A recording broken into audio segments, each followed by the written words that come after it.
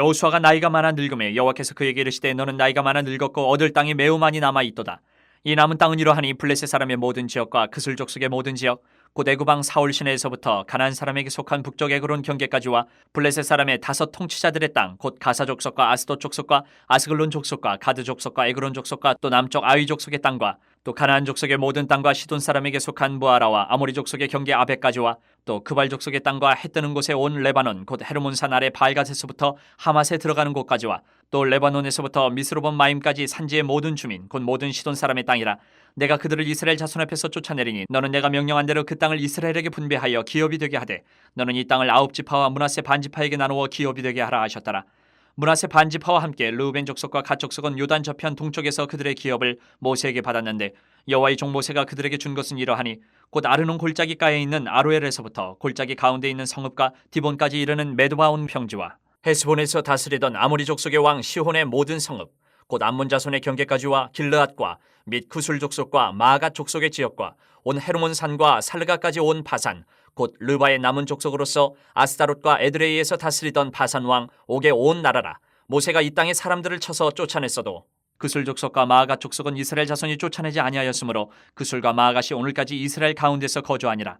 오직 레위 지파에게는 여호수아가 기업으로 준 것이 없었으니 이는 그에게 말씀하신 것과 같이 이스라엘의 하나님 여호와께 드리는 화제물이 그들의 기업이 되었음이더라. 오늘 본문에서 하나님께서는 아직 완전히 정복되지 않고 남아있는 땅을 정복되지도 않았는데도 불구하고 나누어서 이스라엘에게 기업으로 주라 이렇게 명령을 하고 계세요. 이 명령에 이어지는 약속이 무엇인가를 보면 하나님의 은혜를 우리가 발견할 수가 있습니다. 아직 남아있어요. 가나안 땅이 상당히 넓습니다. 그 많은 족속들, 작은 족속들, 크고 작은 족속들이 아직 남아있는데도 그냥 나누어 주래요. 하나님께서. 그런데 그냥 무작정 나누어 주고 너희들이 알아서 해라. 이게 아니다라는. 거기서 우리가 하나님의 은혜를 발견을 해야 됩니다. 1절부터 7절을 보니까 하나님이 약속을 주세요. 이스라엘 민족이 아직 정복하지 않은 땅 많이 남아 있습니다. 그런데 6절에 뭐라고 하시느냐? 6절 말씀을 보면 아랫부와 하반절을 보면 내가 그들을 이스라엘 자손 앞에서 쫓아내리니 이렇게 말씀하세요.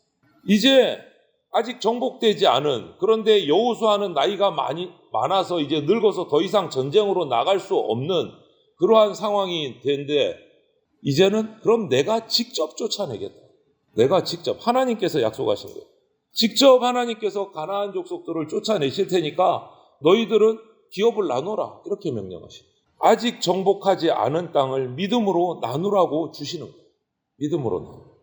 그렇기 때문에 하나님이 약속하셨으니 반드시 이루실 것이다 라는 믿음을 가지고 여호수아도 이스라엘도 나눠야 되는 거예요. 믿음을 가지고. 믿음이 필요한 거예요. 하나님은요 우리에게도 동일하십니다. 우리가 일생 동안 하나님의 사명을 감당하면서 나갈 때 미처 끝내지 못한 사명도 하나님께서 완성해 주신다라는 거예요. 그 믿음이 필요해요. 가나안 땅의 완전한 정복을 위해서 차지해야 할 것이 아직 남아있지만 여호수아는 늙어서 더 이상 힘을 써서 전쟁으로 나갈 수가 없는 상황이고 그러자 하나님이 남아있는 가나안 족속을 직접 쫓아내시겠다 약속을 하시면서 지파별로 분배하라고 하는 명령을 주신 거예요. 여호수아가 끝내지 못한 일을 하나님이 이스라엘 군대를 데리고 매듭 짓겠다라고 선포하신 거예요. 여러분 우리가 하나님께 받은 은사를 가지고 하나님의 사명을 평생 동안 완수하면서 달려가는데 그것을 다 이루지 못할 상황이 되더라도 충성을 다했음에도 불구하고 그것은 실패로 끝나지 않는다. 여호수아는 정말 충성을 다해서 이 가나안 정복 전쟁을 펼쳤습니다. 그런데 아직 완성이 안 된 거예요. 아직 남아있어요. 그런데 육신은 늙어서 힘을 쓸 수가 없어요. 그런데 이게 실패가 아니다라고 말씀하십니다. 나머지는 내가 할게 라고 말씀하시는 거예요. 나머지는 내가 해줄게. 그동안의 수고가 헛되지 않도록 하나님이 뒷일을 책임지시겠다라고 오늘 어떻게 보면 축복해 주시는 거예요. 수고했어 그동안. 이제 남은 거 걱정하지 마. 내가 해줄게. 이 말씀하시는 거예요. 너 지금까지 열심히 했잖아. 위로해 주시는 거예요. 하나님은 이렇게 확실한 약속을 주시고 우리에게 이제 남은 것은 믿음으로 나한테 맡겨라. 너희는 믿음으로 나가라. 이걸 얘기하시는 거예요. 우리 힘으로 뭔가 기업을 얻겠다. 이게 아니고 믿음으로 순종해서 하나님이 주시는 기업을 얻기를 바라십니다. 믿음으로. 여러분, 이스라엘과 여호수아는 이제 전쟁을 끝내는 게 아닙니다. 힘이 없다고 늙었다고 전쟁을 끝내는 것이 아니고 방심하지 않고 끝까지 가야 돼요. 오늘날 우리도 동일합니다. 인생의 영적 전쟁에서 예수님이 이 땅에 다시 오셔서 이 영적 전쟁을 완전히 끝나고 심판하시고 승리를 선포하시는 그날까지 우리는 에베소서 6장에 말씀해 주신 하나님이 우리에게 입혀주신 전신갑주를 절대 풀어서는 안 됩니다. 전쟁의 방법이 바뀐 거예요. 전쟁의 방법이 바뀐 거지 전쟁이 그친 게 아니기 때문에 예수님 다시 오시는 그날까지 우리는 전신갑주를 풀면 안 돼요. 믿음으로 우리가 이렇게 반응을 해야 하나님이 우리의 필요한 모든 것을 채워주시고 기업을 얻게 해주신다. 오늘 여호수아에게 이제 나이 많아서 전쟁으로 나갈 수 없는 여호수아에게 오늘 하나님께서 새로운 방법을 은혜를 베풀어 주십니다. 그러면서 이제 기업을 나눌 것을 얘기하십니다. 직접 지명을 해주세요. 8절부터 13절 보면 르우벤, 갓, 므낫세의 반지파는 요단강 동편에 이미 기업을 얻었습니다. 그런데 어제도 우리가 묵상했지만 사실 요단 동편 지역은 원래 주시려고 한 땅이 아니고 하나님이 더 주신 거예요. 이 왕들과 전쟁에서 이스라엘이 승리한 것은 결국은 본래 약속한 땅이 아님에도 하나님께서 허락하셨기 때문에 얻은 전적인 하나님의 은혜로 얻은 땅이란 말이에요. 하지만 오늘 보니까 아쉬운 말이 살짝 있어요. 그들 가운데 구술과 마가 족속을 쫓아내지 못하고 그대로 남겨뒀다. 오늘은 거기서 이야기가 끝나지만 이제 민수기로 넘어가 보면 그 남아있는 가나안 족속 때문에 이스라엘이 괴로움을 겪고 타락하는 모습이 나옵니다. 여러분, 우리 삶 속에 제거하고 추방해야 될 죄와 악한 습관들이 조금이라도 있다면 우리는 그것을 끊어내기 위해서 최선을 다해야 됩니다. 남겨두면 안 됩니다. 이제 요단 동편 땅도 은혜로 주셨고 이제 서편 땅도 은혜로 주실 겁니다. 하나님은 이렇게 선택한 당신의 백성에게 은혜 베푸시기를 그치지를 않으시는 거예요. 다 감당 못하니까 나머지는 내가 해줄게. 끝까지 은혜를 베푸십니다. 이렇게 하나님의 은혜를 우리가 경험하게 되면 앞으로도 그 은혜를 기대할 수 있는 삶을 살게 되는 거예요. 이스라엘 백성을 지금까지 이끌어 주셨기 때문에 이제 내가 하겠다라고 한 말에 믿음으로 기업을 분배하는 거예요. 아직 정복하지 않았음에도 불구하고. 왜? 지금까지 경험한 은혜가 앞으로 받을 은혜의 보증이 되는 거예요. 보증. 여러분, 우리가 지금까지 살아오면서 저와 여러분이 받은 하나님의 은혜를 헤아려 보면 낙심할 수가 없습니다. 더 큰 은혜를 기대할 수밖에 없게 되는 거예요. 오늘 이스라엘에게 주신 은혜가 바로 그 은혜입니다. 그런데 14절에 보면 또 독특한 지파가 나와요.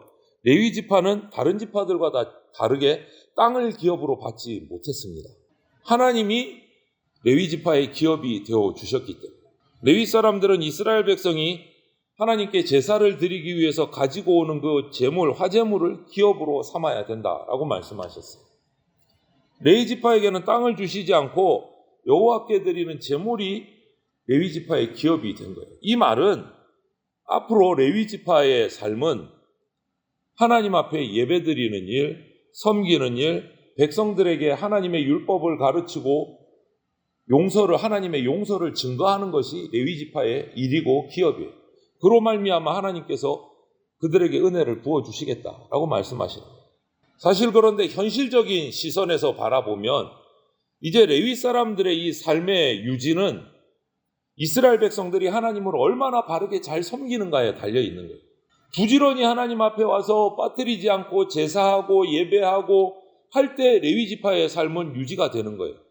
그런데 나머지 지파들이 하나님을 배반하고 섬기지 않게 되면 레위 지파는 삶이 힘들어지는 상황인 거예요. 현실적으로.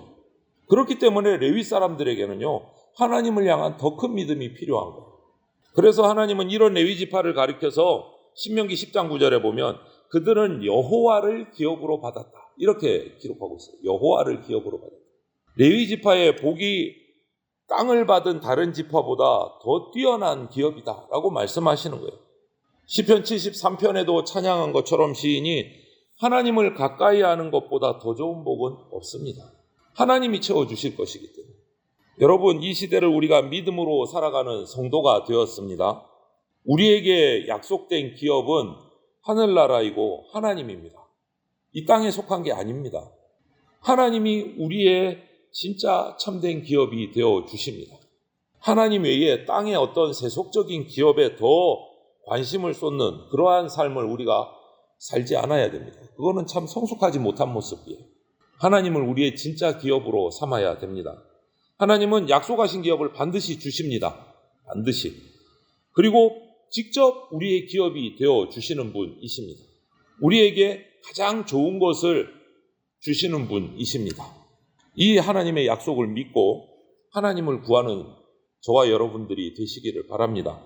오늘 하루도 주님만 바라면서 살아가는 예수 그리스도의 참된 제자가 되시기를 주님의 이름으로 축원을 드립니다. 아멘.